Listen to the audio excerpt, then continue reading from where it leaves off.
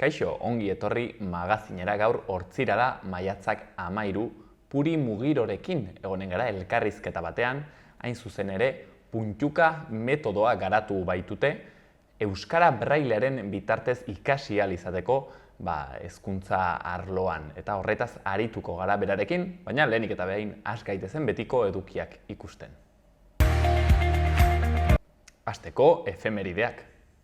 Maiatzaren 13an, baina 1909 urtean Italiako Giroaren lehen edizioko etapa lehiatu zen. Luigi Ganak irabazi zuen. Urte batzuk beranduago 1934an, Abiron Baiones errugbi taldea Frantziako txapelduna izan zen, finala 13-8 irabaziz Biarritz Olinpiken aurka hain zuzen. Eta maiatzaren 13an ere, baina 1977an, amnistiaren aldeko astean istilu ugari izan ziren Euskal Herrian, eta Luis Santamaria, Gregorio Maritxalar eta Jose Luis Cano Errenteriarrak eta Juan Erbiti Iruindarra hil zituzten Espainiako poliziak. 1984an bukatzeko lehenengo herri urrats ospatu zen. Eta orain, gaurko lerroburuak.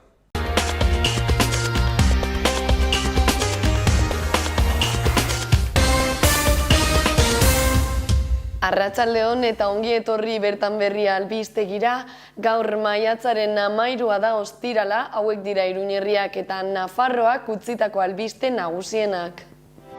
Hezkuntza Departamentuak Nafarroko Udal Konfederazioarekin koordinatzeko organoa aktibatu du eta 03 plataforma gonbidatu du maiatzaren 18an negoziatzen hasteko. Eskubide Sozialetako Departamentuak 6.000 lanpostu sortzea diruz lagundu zuen 2021an aurreko urtean baino 13% gehiago. Iruñeko udalak eta udal haur-eskolen erakunde autonomoak lan eskaintza publikoa onartu dute 270 lanpostu egonkortzeko. Familia errefuxiatuak hartzeko hutsik dauden etxe bizitzak debalde uzteko deia egin die Nafarroko gobernuak herritarrei. Nafarroko gobernuak gizarte erakundekin duen lankidetza berritu du emakumeen aurkako indarkeria desagerrarazten laguntzeko. Haur ospitaleratuaren eguna ospatuko da gaur Nafarroko Ospital Unibertsitariak eta bertzea flash mob bat zabalduko du, opariak banatuko ditu eta suhiltzaileen bisita jasoko du.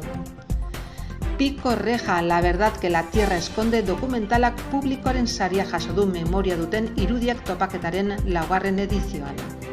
Javier Muro artista Nafarraren Los Días erakusketa ikusgai izan da Nafarroko museoan. Artxibarko Torre de Uriz landa hotel xarmangarria berriz ireki dute 2 urtez itxita egon ondoren. Funtzionalitatearen edertasuna da Josu Rada diseinatzaile sarituaren ibilbidea jasotzen duen erakusketaren ardatza.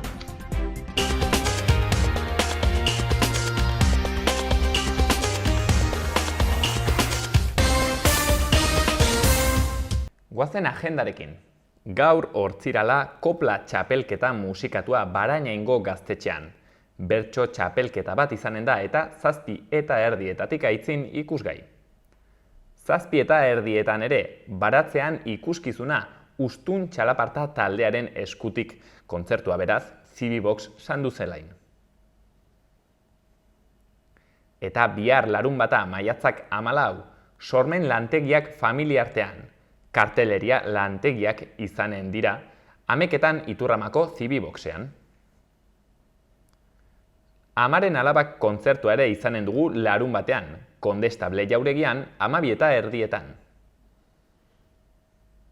Eta piztuta Euskal Kultur Begiradaren zikloan aurrentzako jarduera egonen da. Gure basoetan ezkutatzen dena, ipuin kontalaria hain zuzen. 12:00 ordu batara. Eta gaurko egunkarien azalak ikus ditzagun. Diario de Noticias, honakoa nabarmendu dute lerroburu nagusiaren bidez.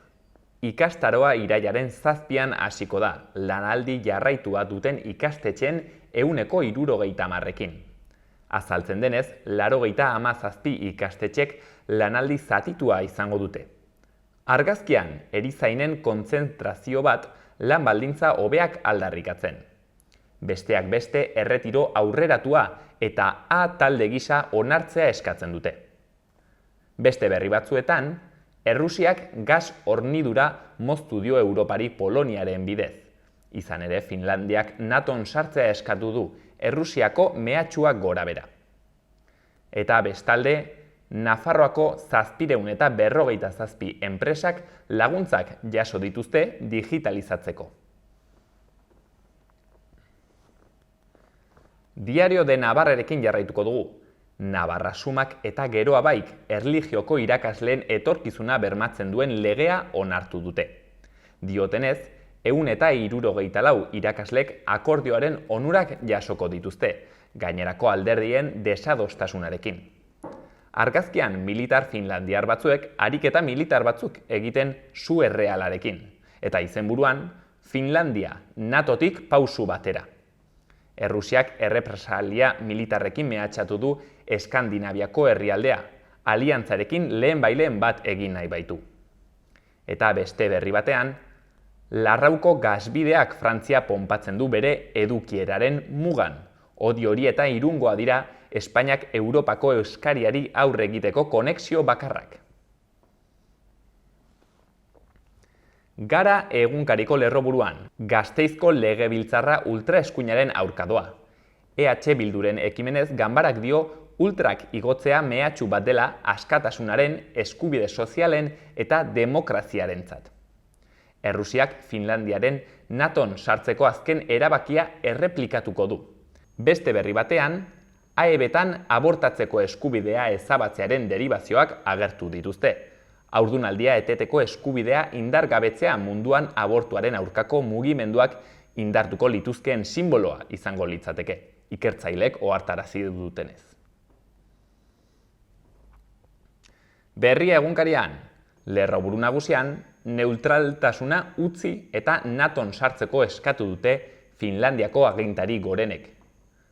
Saul Niinistö presidenteak eta Sanna Marin lehen ministroak gobernuari eta parlamentuari galdegin diete berandu baino lehen egitea eskaera aliantzari. Errusiaren mehatxua sentitzen dugu. Argazki nagusian, Realeko jokalariak gola ospatzen eta izenburuan Europan da erreala. Beste berri txiki batean, Esne bidearen erdiguneko Sagittarius A zulo beltzaren lehen irudia aurkeztu dute. Eta bukatzeko Euskal Herria irratia, NEB-ko bortxazko desagertzen lan taldearekin bilera egin du Eneko Etxeberriak, Naparra auziaren karietara. Lan taldeak agiriak desklasifikatzeko familiak egiten dituen eskaera guztiak babestuko ditu. Horretaz gain, Baskoniako notiziak historia liburuari buruzko solasaldia egonen da. Eta azkenik, sortzen elkartearen adierazpenak. Euskara esparru akademikotik atera eta jai girora eramango dugu.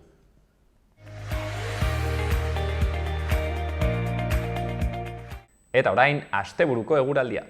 Gaur hodeitza aldakorra izango da eta arratsaldetik aurrera ezegonkortasun pixka bat izango dugu.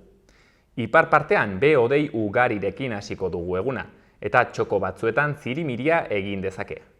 Goizean bertan ordea hodeiak gutxituz joango dira, eta eguerdi ingururako giro eguzkitsua gailenduko da.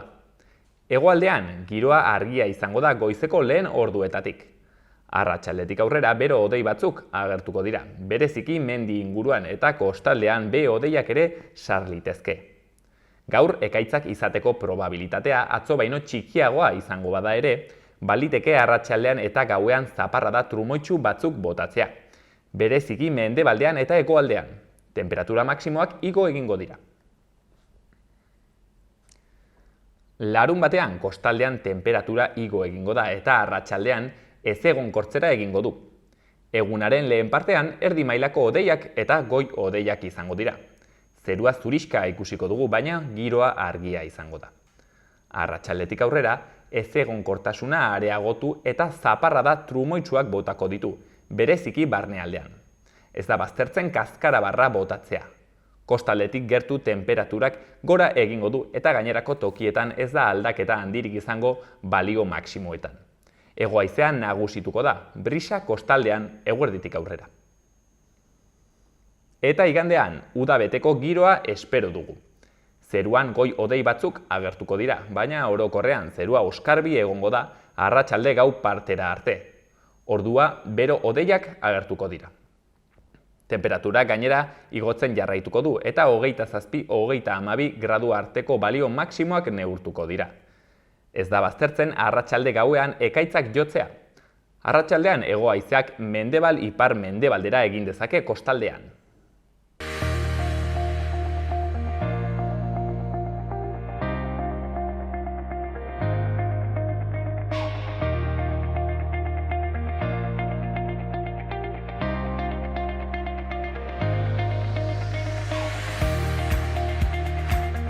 Eta arratsalde honetan Puri Mugiro Krenako, hau da Nafarroko hezkuntza bereziko baliabide zentroko kide batekin gaude, zehazkiago ikusmen taldeko kidearekin, hementxe Puri Mugiro gurekin, arratsaldeon. Arratsaldeon. Mil esker gurean egoteagatik.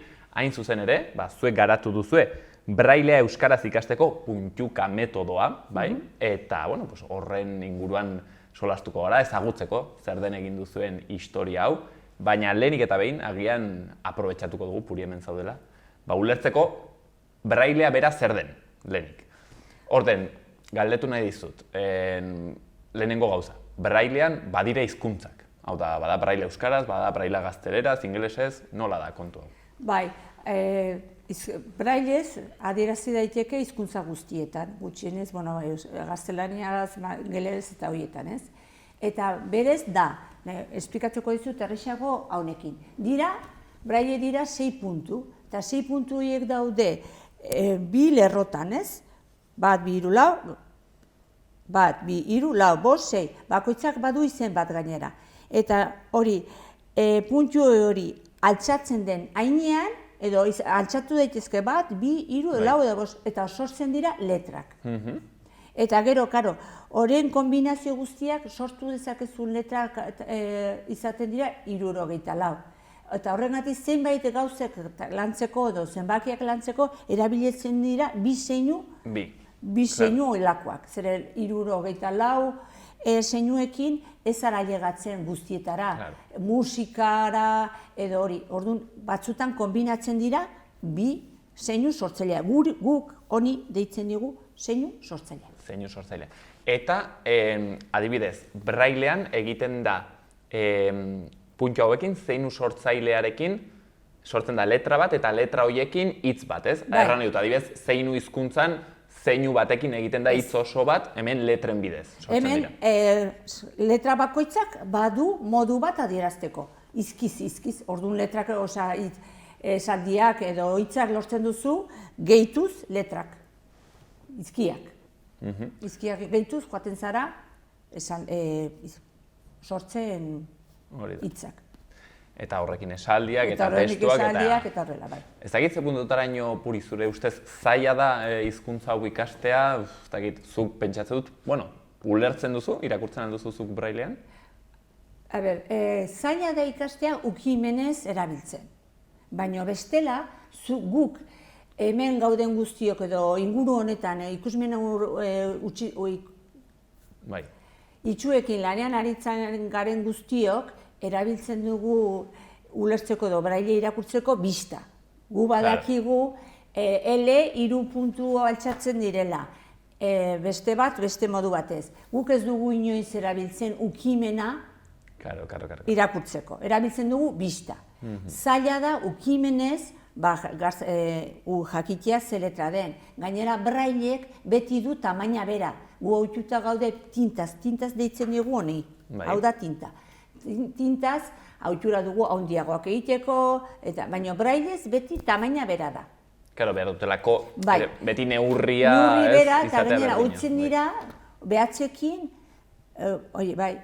jakitera, kolpe batekin badakite zein puntu dauden altxatuta.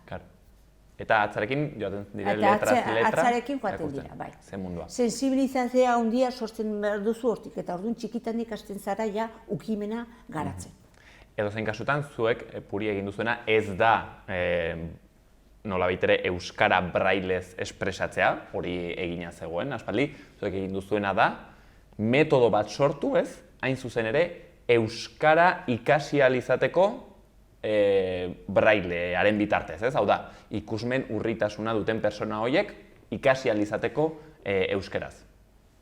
Gure helburua da, irakurtzen ikasi behar dutenean brailez, izan dezatela kartila batzuk materiala berezia euskaraz, hori zen. Osea, euskaraz ikasiko dute beste guztia bezala edozein tokitan, baina irakurketan hasten zarenean, hori da, irakurketa ikasi behar dute modu honetan. Material hortarakoa da. Eta horrek erran nahi du Puri, orain arte adibidez, nola ikasten zuten? Ikasten zuten bakarrik gazteleraz brailea? Ez, orain arte begira, zegoen, orain erakutsiko dizut, kartila hau Bilbon egindakoa. 1993an. Bilbon badago talde bat, KRI deitzen dena, eta gure lan antzekoa egiten du. Eta kartila zen olakoa, erakusiko dizut, ez da ikusiko asko, baina ziren izkiak, brailez dagoenez ez da entzuten, baina hemen dago eredu bat. Adibidez, hau lantzeko erabiltzen zuten hori. Eta kartila honetan daude ja izki guztiak. Honekin, hau da, erabiltzen zuten materiala. Eta guk ikusten genuen, hori ez zela bat ere erakargarria, eta gainera zenbait hitz ziren Bilbon sortutakoak, eta gainera pentsatzen genuen, eraili behar genuela gaur egungo teknikak, ez? Aurrerapenak. Eta gero beste aldetik, 2017an ONCek atera zuen metodo bat gaztelaniaz aritzeko, braille gaztelaniaz ikasteko, eta oso erakargarria zen. Eta guk ikusten genuen gurea zela hau eramatea bestea, hor bat zegoela hutsune handi bat. Eta horrekin hasi gara. Eta gure abia puntua da. Hau kartila hau, eta forma aldetik eta horrela hartu ditugu ideiak ONCek egindako materialatik. Ados, Puri.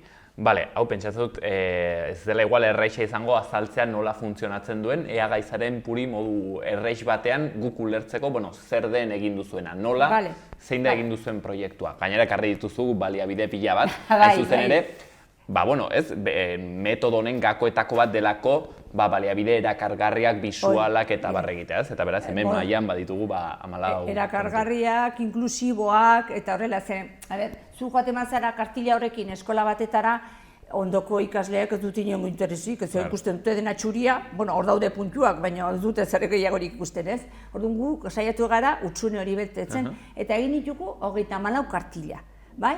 Eta esplikatuko dizuet batekin nola den, eta ja guztiek dute egitura berbera, bale? Begira, hasten gara, lehenengo horrian, agertzen da hau da tintaz, hemen agertzen da brailez, eta gero esan duguna lehen, zeinu sortzailea, haundiz, eta da goma eba, ez? Hor jartzen da, jakiteko, ze puntuak diren, altxatzen direnak, adierazteko, bai? Gero, guztiei gehitu diogu irudi bat, hau da irudi bidimensionala. Eta irudi bidimensionala dago lotuta hitzerekin. Erre landu behar dugu, jarri dugun hitza da baserria, bai? Irudi bidimensionala. Eta hemen dago QR bat, eta hor grabatu dugu abesti bat, edo berso bat, edo lerki bat, nun R bultzatzen duen. R fonema hori. R fonema indartzen du. Eta orduan baduzu hemen, musika, entzumena, ukimena, braille eta tinta. Gero, jazten dira, joan gara lantzen silabak, eta gero berriz egiten dugu, sartu dugu beste irudi bidimensionala, hemen kasu honetan erraketa, ez? Gainera, kendu dezakezu, ukitu dezakezu, eta ondoren dira hitzak. Hemen heldu dira hitzak, bai? Hitzak, eta nola ikasten ari dira, hitzak. Eta gero, esaldiak egin baino lehen, ere sartu dugu eredu bat bidimensionala. Baserrian arratoiak daude. Hemen ukitzeko, eta gainera, elementu egiten saiatu gara testura desberdinak izaten. Gu ohituta gaude plastikoa gehiagiz erabiltzen. Eta hemen daude testura desberdinak. Eta orain heldu dira, esaldiak. Eta azkenean, hemen da logotipoa, eta hemen barruan jartzen du kartila ze zenbakia den, irakasleak jakiteko eta jarripen bat egoteko. Eta gero, zeinbait kasutan, lotuta daude ere tridimensionalako gauzekin, adibidez. Hor jarri dugun, ikusi dugu, baserrian arratoia daude, hemen ere badugu kaxa bat eta hemen daude arratoiak. Saiatu gara ere, tridimensionalak elementu ukimenezko. Ukimena, bai. Nolabait, saiatu behar gara ukimena lantzen, itxuentzako garbi dago. Baina ondoko ikasleak ere, eskola batetan esaten ziguten, ez dagoela itxurarik ukitzera. Eta, pandemia dela eta gutxiago. Baina hori suertatu zaie oso interesgarria. Ukitzeko aukera hori izatea. Beraz, hor sortzen dit zalantza bat, dire elementuak aldi berean oso bisualak, oso deigarriak, baino hain zuzen ere ikusmen urritasuna duten personendako eta baita ere itxuak diren personendako. Orduan, norbaitek pentsatuko du, baino nola da posible hori? Hau da, egin dugu itxuendako elementu oso bisualak? Gu inklusioz ari gara eta denbora osoan hortaz ari gara, ez? Eta gure helbidea zen, gure helburua zen, egitea material bat erakargarria guztientzat. Eta braille ikasi behar duen ikaslea, egotea ondokoekin ikasten. Horrengatik sartu dugu gauza elementu bisualak. Baina ukimena ere dago, adibidez erraketa ukitzen duzu eta ikusten duzu testura desberdina direla, eta hori, ukimena lantzen duzu, baina ondokoekin, eta hori zen helburua. Ez egotea bakarka lanean ikaslea, bezik eta ondokoekin. Karo, hain zuzen ere, horrek sortzen du, erraten duzun bezala, sentsibilizazio bat, ondoko ikasleetan ere bai, eta bisibilizatzen du, ikasle horiena. Ez du egiten zerbait aspergarria, hor daude persona hauek egiten beren hezkuntza arraro hori, baizik eta, begira persona honek, ez? Zertan ibiltzen den. Bai, gure materiala erabili daiteke 3 arlotan, nola baitez. Erabili daiteke itxuak braille ikasteko, ikusmen urrikoek ere irakurtzen ikasteko, zergatik, zeren guk hemen erabili dugun izkiak dira handiak, formatu aldetik Ariala da oso erresa irakurtzeko, eta gero izkien artean tarte handiago dago, orduan dago bideratuta beraientzat ere, bai? Ez da bakarrik itxuak, baizik, eta ikusmen urrikoentzat. Eta gero, baita ere oso erakargarria denez, erabil daiteke edozen eskolan sensibilizazio moduan. Eta lortzen duguna da, nolabait ikasle guztiak hurbiltzera, braillera, modu ludiko batez, bidez. Ez da, zuk diozun, Gorka, zuk diozun ezala aspergarria, baizik eta erakargarria da, jolastu nahi dute, trena bat dago, horrekin ere ari nahi dute lanean, horrengatik hori da. Ez dizut galdetu, Puri, ze adin tarterako erabiltzen dago, badago erreferentzia bat, hortan? Haur hezkuntzan eta lehen hezkuntzan, baina eskola bakoitzak badu bere ritmoa. Eta eskola batzutan hasiko dira lehenago edo beranduago irakurketa ikasten. Eta gure ikasleak doaz gelako kidekin batera, hori eskolaren arabera. Eta gero noizbait topatzen da ikasle bat, ez dakit 10 urtekin edo 12 urtekin bista galdu duela ere erabil daiteke, kasu horietan. Karo, sortu duzuen material hau, ideia da mugitzea eskolaz eskola, ez? Klaro, hau erran dute ezin dire replikatu olako, ez dakit 40, printzipioz da, ez? Kaxa bat eta joango da mugitzen eskolaz eskola, hori da ideia pixkatu.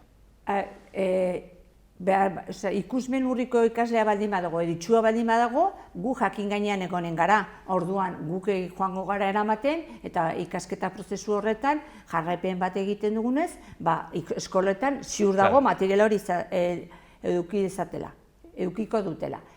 Eta bestela, krenan badago liburutegi bat, eta eskatu dezakete sentsibilizazio moduan landu nahi badute, eskatzen dute krenara, gure menpean egongo da materiala, eta eramango dute aste baterako, eta joango da erabiltzen eskolaz eskola. Ze ona. Ez dakit, irakasleen partetik ezagutza berezi bat izan behar den hau irakasteko, hain zuzen ere, egoera berezian dauden ikasletan espezializatutako irakasle bakarrik erabiltzen aldute material hau? Ez, edonork erabiltzake. Gure asmoa da, ikastaro batez, azalpen bat egitea irakasle guztiei, kapen bidez, baina, gertatu da luzatu egin dela, eta zure aski datorren urtean egingo da saio bat nahi duen irakasleentzat ikusteko, erakusteko eta jakiteko nolakoa den. Baina ez da behar zer berezirik hau erabiltzeko. Hasi zara gainera Puri erakusten hemen materialak baditugu andana bat, material gehiago ekarri dituzu, horien artean trenaren kontua. Zertako da tren hori, nola funtzionatzen du? Ez dakit ongi ikusten den, pasako dizut, hemen txen. Hori ixen da.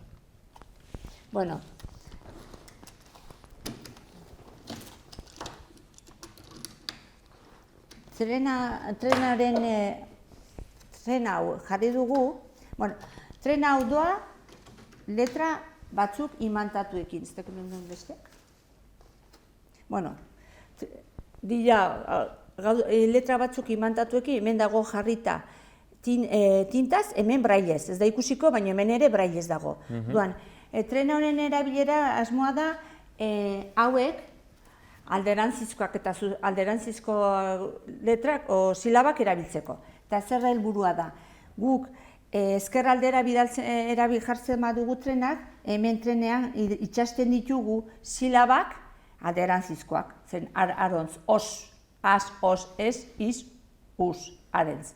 Gero, buelta ematen diogu trenari, eta orain ara baldin badua eskuinara alderantz, lantzen dugu silaba zuzenak, ka, ke, ki, ko, ku. Eta nolabait horrek ikasle itxuak barneratzen du nola den alde batera eta bestera. Eta adibidez errekurtso hori pedagogikoki garrantzitsua da egitea fonema bat alde batera eta bertze aldera. Bai, eta gainera ikusi dugu, gure esperientzia gutxi izan dugu orain materialo eskoletan, baina oso ere kargarria da edozeinentzat. Zen oso bisuala da, eta bisuala eta hortik aparte joaten zara ikusten, eta 5 bagoi daude, 5 bagoi bakoitza da bokala bat, eta joaten dira itxasten, eta nolabait ordenatzen ari dira zuzenak eta alderantzizkoak oso jokuen bidez. Eta oso interesgarria suertatu zaie eskoletan, baina edozeinentzat.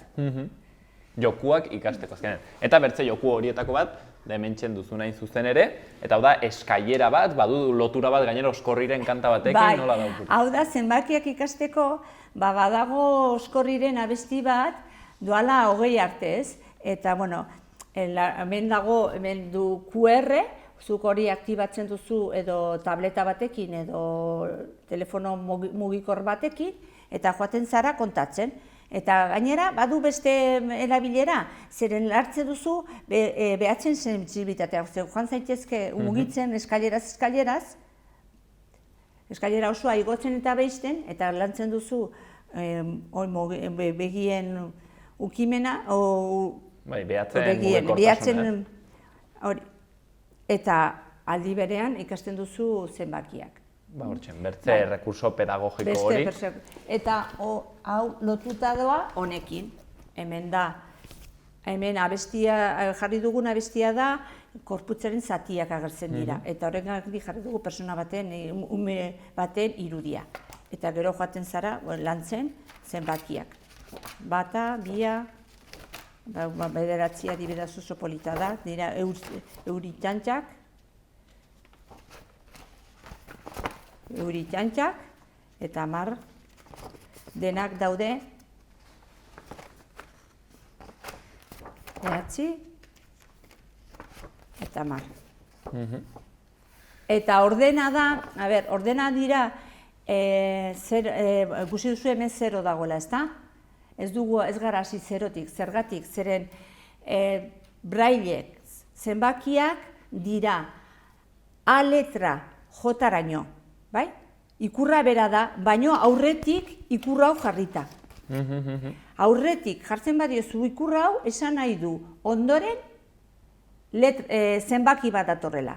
Solasten genuen puri ascensoretan ikusleek ikusten alko dutela, ez? Vale. Badu L moduko hau, ez? Eta gero badu bat, bi, hiru. Claro, zuk L hori kentzen badiozu da A.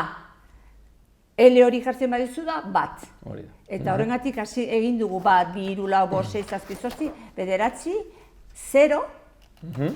Eta gero ja da urrengo... Gero ja da, 10 da bata eta 0. Beraz, errekurtso pedagogiko andana bat egiteko erakargarriago hezkuntzaren mundu hau jolasarekin ikastea, eta gainera modu inklusibo batean, ez bakarrik zentratzen adimen urritasuna ez barkatu, ikusmen urritasuna duten pertsonengan, baizik eta ez, denen artean, azkenen hau jendartearen kontu bat delako, eta bukatzeko puri galdetu nahi nizun, honetaz gain, ez dakit, zuk adibidez ikusmen urritasuna duten pertsona horiengan, ez dakit, ze zailtasun ikusten dutuzu dituztela beren egunerokoan hezkuntzan, ez dakit, nola bizitzen dute pertsona hauek hezkuntza? Nik uste dut, hezkuntza aldetik edo materialdatik eta horrela ongi manejatzen direla, ongi egiten dela prozesua, ez? Gehien bat izaten da onartzea bere egoera, ez? Eta, karo, gero nerabeara garaian ailegatzen denean, onartzea zu duzun urritasun hori, eta hor, nolabait behar da laguntza psikologikoa, ez? Onartzeko, eta, bueno, eta gero horrek ere badu eragina personen arabera, ez? Zenbat ikasle oso, bueno, sortzen dituzela harremana oso onak eta jarraitzen dutela, baina beren gora berak izaten dituzte onartze prozesu horretan, eta hor bai dela zailagoa parte hartzea, ez?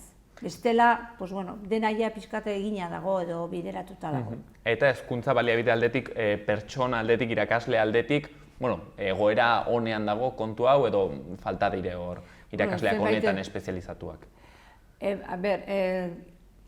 Zentro bakoitzan dago PT deitzen dena, pedagogia terapetiko irakaslea, eta guk formatzen dugu PT hori. Eta horrek egiten du pixka jarraipena eskoletan edo institutoetan. Eta da baitu zenbait ordu hortarako. Segun egoetan, gurasoen arabera segurazki gutxi izanen da.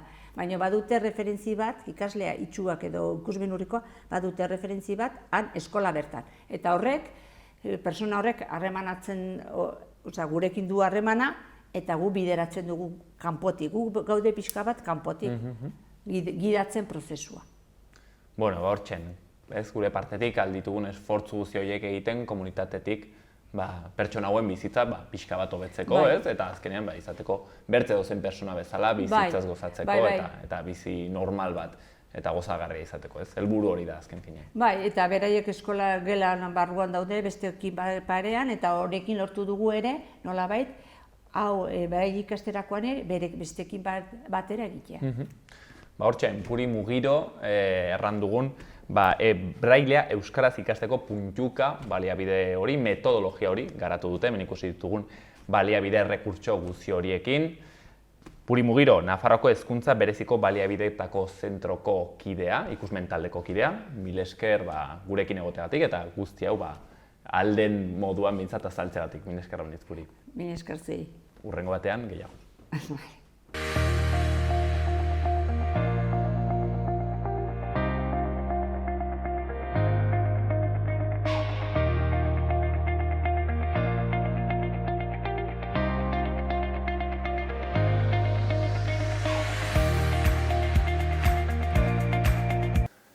Ikus ditzagun Iruñarriko udaletako albisteak. Atarrabiarekin hasiko gara. 4 hilabetetik 2 urtera bitarteko haurrak 2022 eta 2023 ikasturteko onartuen behin-behineko zerrendak argitara eman dira. Atarrabeako udalean weborrean ikusgai egonen dira. Horretaz gain, apirilaren 14ko 27-21 foru dekretuaren bidez, Nafarroako bikote egonkorren erregistro bakarra sortu eta arautu zen. Erregistro hori administrazio erregistro publikoa da, eta bertan borondatez inskribatu ahal izango dira, agiri publiko batean eratutako bikote egonkorrak. publizitate eta froga ondorioetarako. Horretaz gain deialdia atera da, Atarrabiako udaleko kultur zerbitzuetarako liburutegiko laguntzaile lanpostua aldi baterako kontratatzeko, izengaien zerrenda eginda. Eta dagoeneko kontsulta daitezke Zizur Nagusiko Pakita Ansa haur eskolako onartuen behin-behineko zerrendak eta itxaron zerrendak, denak webgunean ikusgai. Hortik aparte, Zizur Nagusiko udalean, ni naiz zu zara, zu izatea zure eskubidea delako kanpaina abiatu dute. Datorren maiatzaren 17an LGTBI fobiaren aurkako nazioarteko eguna dela eta. Eta Zizur Nagusiko musika eskolako 2022-2023 ikasturteko matrikulazioak ere hasiko dira. Azkenik ekainaren 23tik irailaren 2 udako hiri kanpaldiak egingo dituzte. Haur hezkuntzako lehenengo mailatik lehen hezkuntzako 6. mailara arteko haurrentzat.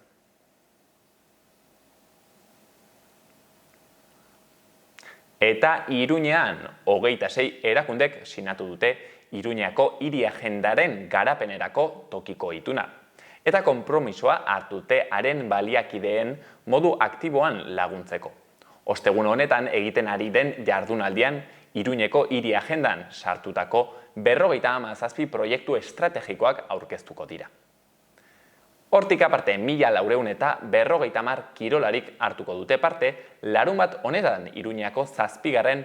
half triatloian, eta gainera Espainiako distantzia ertaineko triatloi txapelketaren lehian arituko dira. Helmuga beraz Gazteluko plazara itzuliko da, nazioarteko proiekzioa sendotuko duen edizio batean. Udalak Erasmus Plus proiektu Europarrean parte hartzen duten gazten ordezkaritza bat hartu du Cowork Kids programaren bidez. 50 parte hartzaileen lanak ekainaren batean baloratuko ditu epaimahai batek. Eta hilabete horren amaieran Bruselara zein 4 nerabe joango diren erabakiko du. Azkenik, udalak 7 aforatzaile jarri ditu bizikleta trafikoaren volumena erregistratzeko, hiriko bidegorri sareko puntu klabeetan. Funtzionamenduaren lehen astean, 11.700 eta 75 bizikleta igaro dira lanegun bakar batean.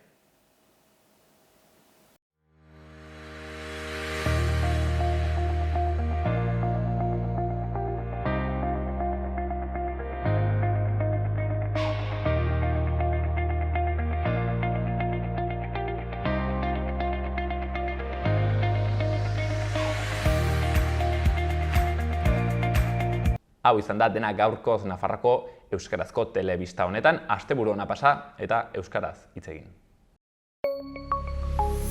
Gobierno de Navarra. Nafarroako gobernua.